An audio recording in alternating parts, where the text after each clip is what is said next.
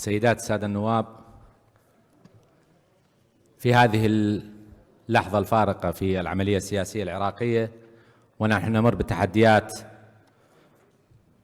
صحية لا تخفى على الجميع، وهي ليست في بلدنا ويتعرض لها أبناء شعبنا فقط، ولكن وباء يواجه الإنسانية جمعاء.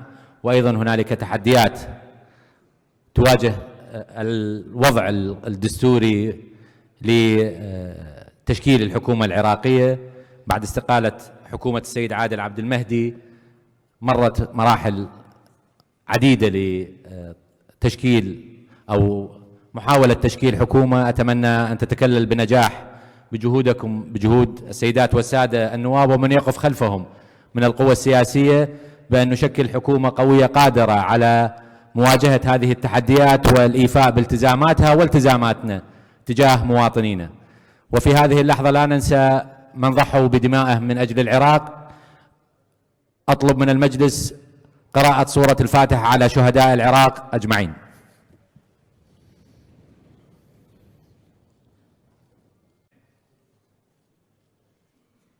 سيدات السادة النواب، النصاب 255.